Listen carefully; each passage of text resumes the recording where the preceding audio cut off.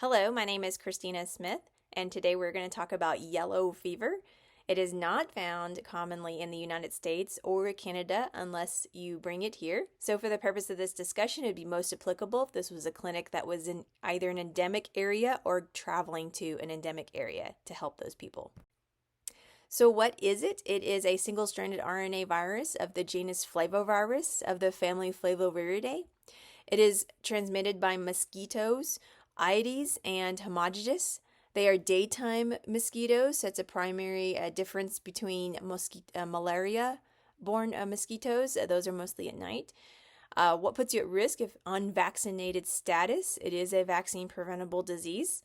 Also, since it's mosquitoes, higher risk tends to be at the end of rainy season and the beginning of dry season. Outside daytime exposure to those mosquitoes, a lack of housing, or if you live in or travel to endemic areas. Who is most at risk? So if you're a traveler or you're a local in sub-Saharan Africa or tropical South America, again, if you have unvaccinated status or spend a lot of time outside in the daytime exposed to the mosquitoes. Also, if you work with bloodborne agents, it is rare, but you can contract it through a needle stick. Where should testing be done? As soon as possible. It's mainly to differentiate between this and malaria. Malaria has a treatment, yellow fever does not. And so both of them can be lethal. You can do this in the clinic. I just got back from West Africa over the summer and they're able to do that. You can do it by early detection with a PCR test or late detection with antibody test. When is the infectious window? So incubation is about 3 to 6 days. Common symptoms are similar to what probably you would feel with the flu. You'd have fever, myalgias, headache, a loss of appetite, nausea, and vomiting. Just don't feel well. They usually go away in about 3 to 4 days. You're most virulent between 3 and 5 days, meaning the highest virus production. So that's important because we have this cycle with mosquitoes. So a mosquito bites, infects, a person gets sick, they have a high viral load about 3 to 5 days. Other mosquitoes come in, you infect them, and those mosquitoes go off and infect other people. So that's the cycle that we have to try to stop. Why is this important to the clinic?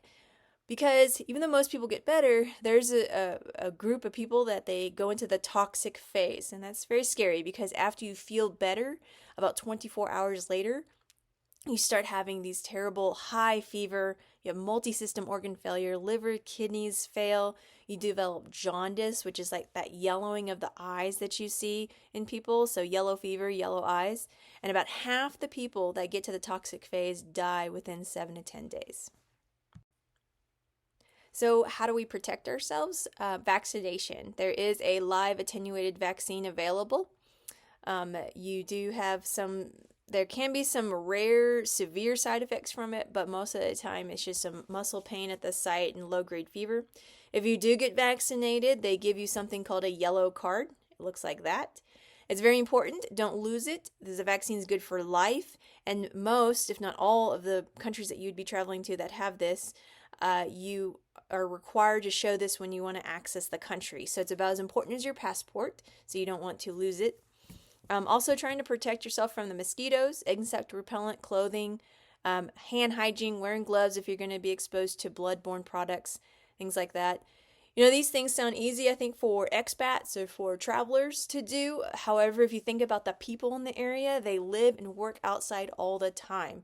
And if you're ever just walking down the street in some of these countries, you see children everywhere, they're playing, and they don't even really have a place to sleep. They sleep outside. But anyway, so there's ways that we need to figure out how to protect the public. And so these are some ideas here.